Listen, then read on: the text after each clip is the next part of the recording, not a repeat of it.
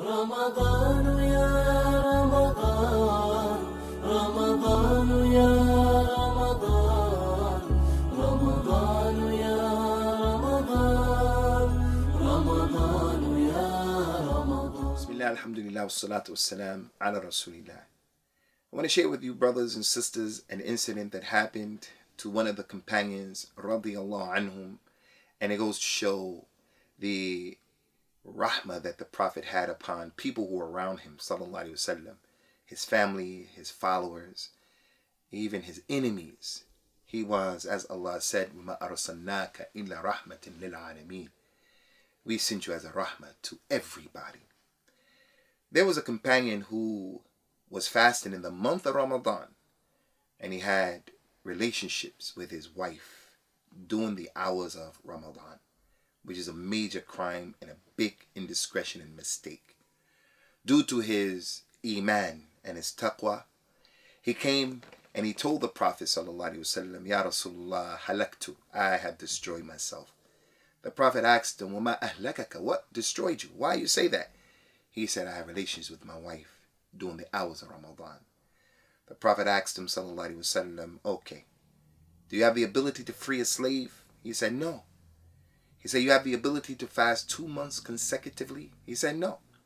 He said, do you have the ability to feed 60 people for each day that for 2 months straight you made a big crime? You have to feed a person for 2 months of Ramadan, 60 people. He said, I don't have that ability. The Prophet said, go sit over there. He didn't chastise him. He didn't rebuke him. He didn't speak bad about him in front of the people. So the man went and he sat. Someone came and gave the Prophet some sadaqah, sallallahu alaihi wasallam. He gave him some dates that were enough to feed a significant amount of people. The Nabi sallallahu alaihi wasallam told the man, come. He said, take these dates and go and feed the 60 people who you're supposed to feed. The man said, Ya Rasulullah, there's no one in Medina who is in more need of these dates than I am. I'm from the poorest people in Medina. What does it look like? I'm so poor that I need this stuff and I'm going to go and give it to someone else? The Prophet smiled and he said, then take it. And the man left.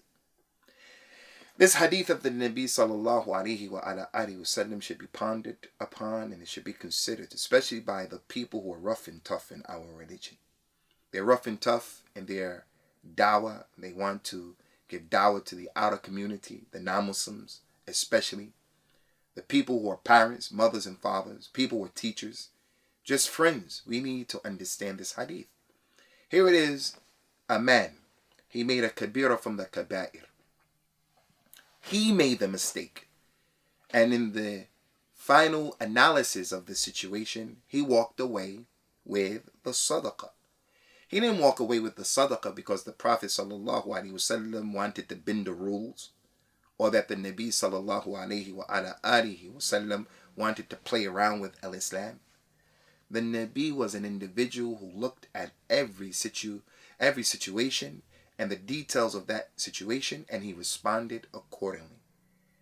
This hadith of the Nabi and this incident shows, for the person who doesn't know, this religion, as he said, إِنَّمَا بُعِثْتُ بِالْحَنَفِيَّةِ السَّمْحَةِ, I have been sent with the religion that is easy, the religion that is gentle.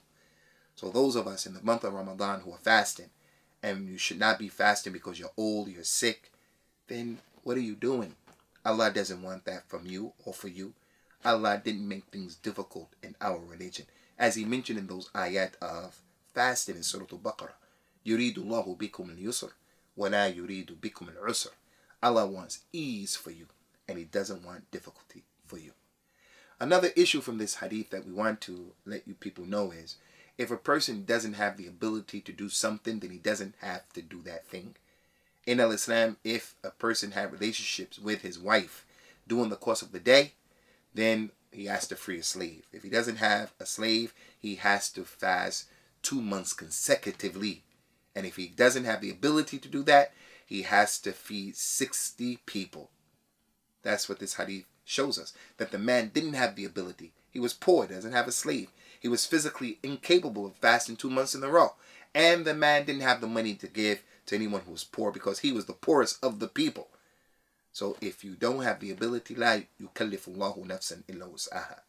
Another issue, and the last issue, is that if a person were to have relationships in the daylight hours of Ramadan, there is a hadith that says he will never be able to make that up, even if he fasts the rest of his life.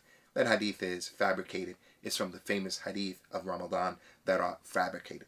The person makes tawbah ilallah, and he does one of these three things if he has the ability to do it.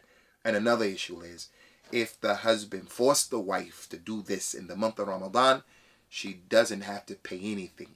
She doesn't have to free a slave. She doesn't have to fast 2 months consecutively. She doesn't have to pay 60 people, feed 60 people. Because the Prophet never said anything in this hadith, sallallahu alaihi wasallam, to his wife or about his wife.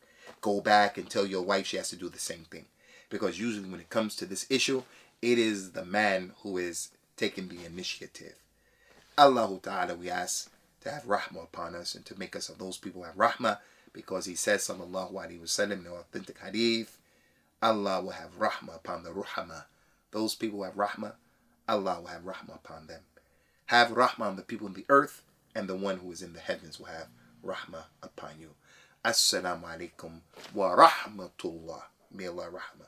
Allah's rahmah be upon all of you. Assalamu alaikum. رمضان يا رمضان رمضان